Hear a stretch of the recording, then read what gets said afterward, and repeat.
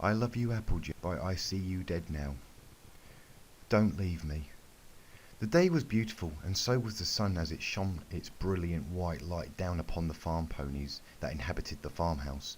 A particular yellow farm filly was still in bed though. Since it was not a school day, she wanted to stay in and get some well-deserved rest. But it was not to be so, as a certain orange mare was not about to let that happen. "Applebloom, you have till the count of 5 until I drag you out of bed myself," the orange mare warned Applebloom, who immediately jumped up out of bed with a big innocent smile on her face. "I'm awake, AppleJack, I'm awake," Applebloom said, fearing the trouble she'd most definitely get into had she ignored her bigger sister. AppleJack smiled and shook her head with what Applebloom assumed was amusement. "Good, because we got a lot of chores to finish up before the day's end," AppleJack said, getting a groan from the little filly. "Now I don't want you talking back to me. Groaning counts as talking back to me." Immediately straightened up and nodded furiously, still afraid of the repercussions of disobeying her older sibling. Ever since their mother had died, she and AppleJack had grown so much closer as sisters and best friends.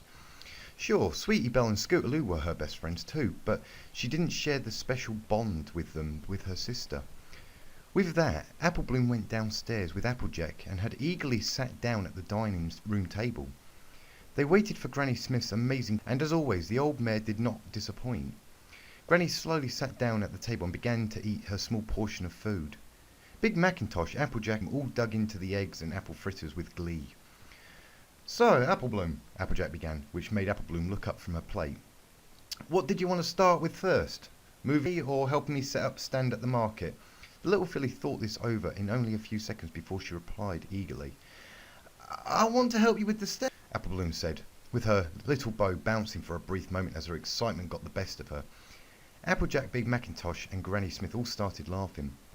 Applebloom didn't exactly know why they were laughing, so she just joined along. The mornings were usually like this, and the little filly couldn't be any happier. All she was missing right now was a Cutie Mark. Realization hit the filly like a ton of bricks, and she quickly gobbled up the rest of her food, making sure there wasn't a bite left. She got done to AppleJack with uncontrollable excitement. "Did you forget it's my birthday today?" Applebloom said, her eyes suggesting that she was playing something for her. AppleJack laughed and put a hoof on the filly's shoulder. "You gotta be patient. We all got something planned, but you just need to be patient," AppleJack said to her sister, who was shaking with excitement. Presents, her friends, the party. And you already know that Pinkie is one that is planning the whole thing. It really isn't a party without Pinkie Pie involved. The farm filly excused herself from the table, scooched out and plopped to the floor. "AppleJack, I'm gonna go get ready for today," Applebloom said, receiving a curt nod from her sister. The farm filly then walked back upstairs and entered the bathroom. She was met by the smell of apples, which air freshener on the sink. She got up on the stool and started to brush her teeth, humming to herself a song that Sweetie Belle had been singing just last night. It really was quite a catchy song. Applebloom looked down and smiled sadly at the picture of her, AppleJack, Big Mac and her mother. There were times when the farm was lonely at night without her mother there to hold her. That was where AppleJack had come into play. She always made sure that the filly was happy despite the circumstances. They'd spent so much more time together and bonded on a level that Applebloom and her mother had previously shared. A lone tear had dribbled down the side of her cheek and for the sink, getting sucked into the drain. "Applebloom, you ready yet?" AppleJack asked, who had peeked around the corner. She realized what Applebloom was looking at, and that she was silently crying. AppleJack came over to her side and put a hoof on the filly's shoulder. "You know," AppleJack asked Applebloom, who looked up and shook her head, "I think that Mum would have been so proud of you. You have great things going for you, and no matter what, Mum will always be there by your side, and so will I." Applebloom smiled and gave AppleJack a huge hug, taking the older mares and bringing them to the floor laughing. They didn't get up for a bit, but merely sat there in each other's arms. They got up, and AppleJack wiped a tear away from Applebloom's cheek.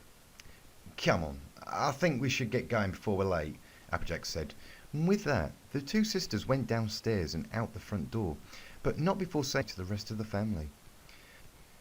They were met by a cool morning's breeze on Applebloom's skin. She smiled and absorbed the sunshine. in all its splendour and glory. There was never a better day to be within the Apple family, and there was never a better day to be with her sister, AppleJack. Apple Bloom eagerly stood next to AppleJack as they sold apples and apple-related products to random passersby. Business was booming. They usually only made about 500 bits every time they came down here, but an hour in and they'd made twice that, and they had 4 hours left. Yes, today was turning out to be quite the day. Apple Bloom looked off to the side and spotted her two friends, Scootaloo and Sweetie Belle. "Hey girl, we're here!" Apple Bloom yelled to them, who ran over to her giggling. They embraced each other, still giggling to themselves, not caring about the looks they were getting. They were happy, so they troubled themselves with ponies who didn't understand. "AppleJack, I know you want me to help out, but can I just go with Sweetie Belle and Scoots? Once?" Apple Bloom asked her big sister, with those big pleading eyes. "Oh, all right. Just come back here in 4 hours. Remember, use the sun to tell you the time. I love you." AppleJack gave in. Three fillies grinned like crazy. AppleJack barely got another word in before the three ran off, giggling about things only they would find funny. But that was fine by them. "So, what do you guys want to do?" Scootaloo asked, looking at Apple Bloom and Sweetie. Sweetie's eyes lit up, and she shot her hoof into the air. "Sweetie, this ain't school. You don't need to raise your hoof," Apple Bloom said, giggling. Scootaloo rolled her eyes and giggled as well. "Oh, forget that. I was thinking that we could be doctors. You know, the kind that helps other ponies." Sweetie Belle chimed up, making a squeak when she said it. Apple Bloom and Scootaloo's eyes both lit up in excitement. Why had they never tried this before? This was going to be awesome!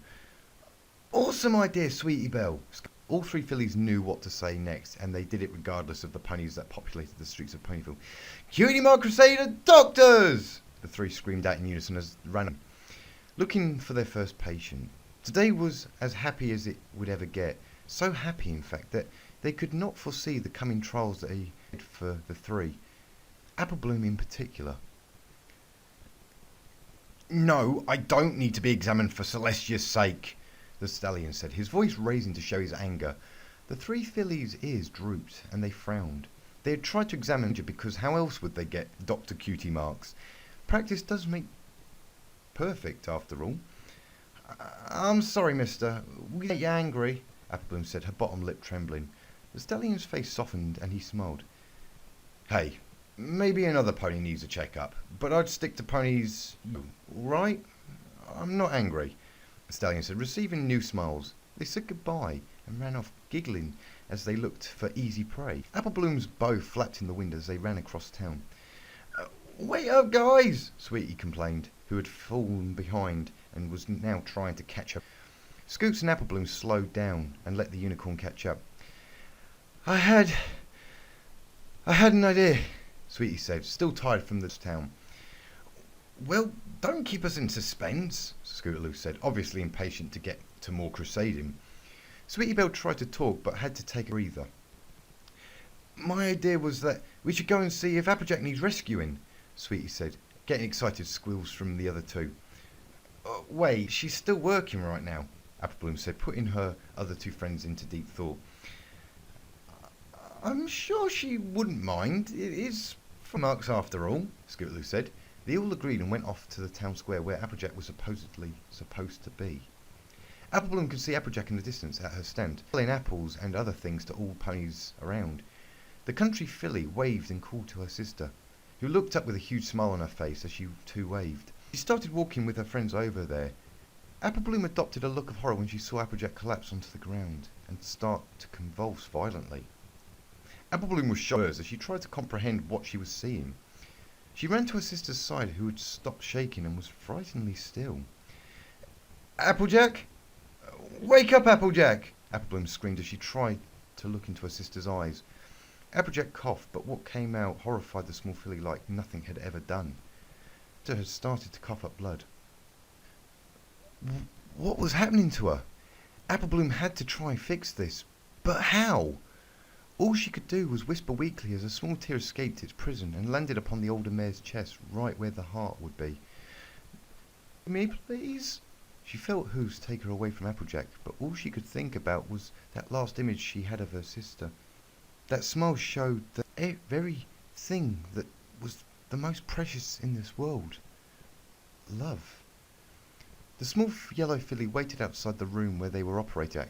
Big Macintosh, Granny Smith, Sweetie Belle and Scootaloo were there with her, hoping for the best and fearing for the worst.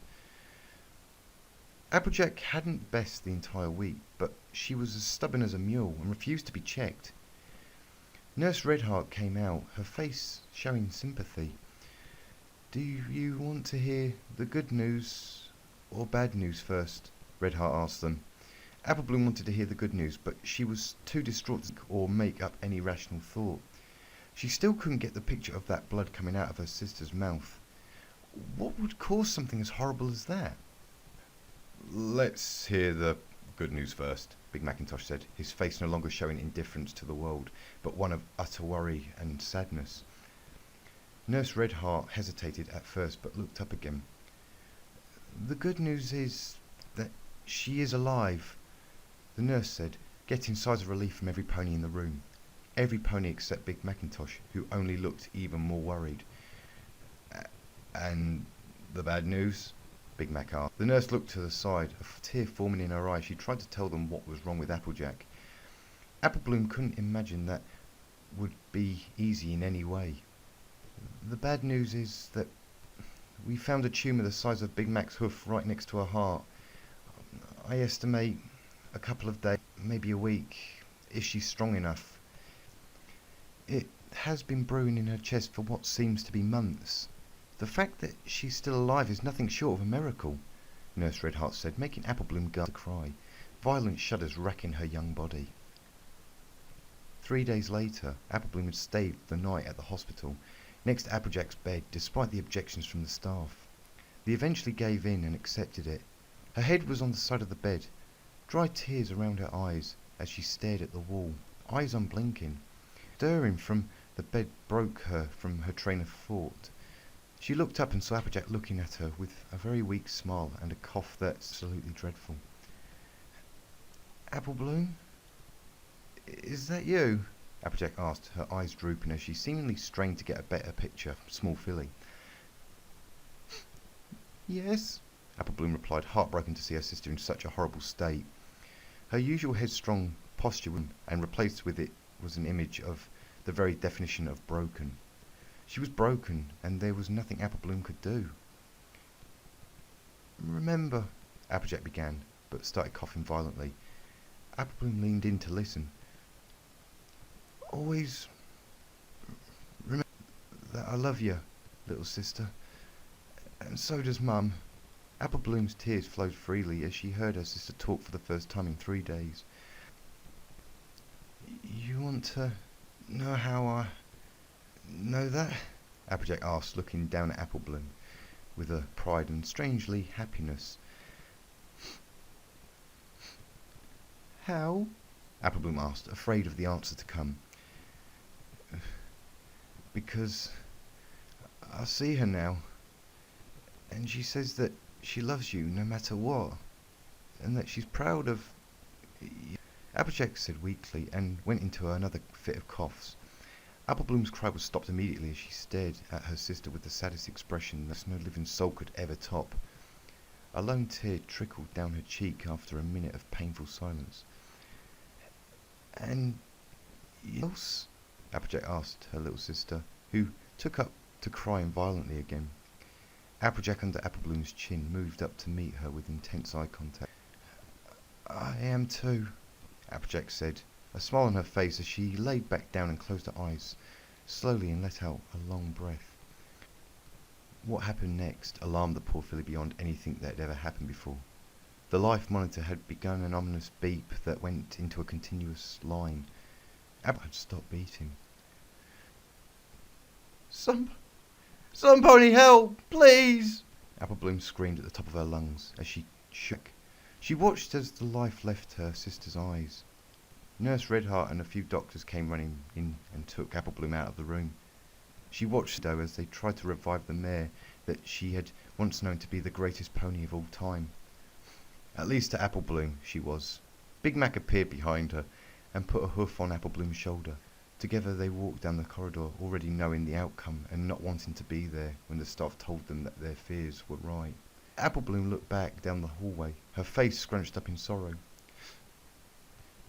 "Don't leave me," Apple Bloom said, a tear falling down to the floor and making a sudden impact. She turned back and they left the hospital, already knowing that AppleJack, the one Apple Bloom had not only known as a sister, but as another mother, was gone. Paying respects. 3 weeks later. Rain poured down in sheets as the poor filly stared at the tombstone that occupied her sister. She did not cry, for her tears had been shed on that fateful day. "AppleJack, I don't know if you can hear me, but if you're out there, and if you can hear me, I'm proud of you too. And I love you, big sis," Apple Bloom said, looking not at the tombstone but at the sky. She looked away and slowly walked down the hill to Granny Smith, Sweetie Belle and Scootaloo, who were waiting at the entrance of the cemetery. For every breath we take, another life is taken in one way or another. But you become stronger that you know they are proud of you, no matter what happens, no matter how grim things get. Look to the sky and know proud of you, for AppleJack and her mother are most definitely proud of Apple Bloom.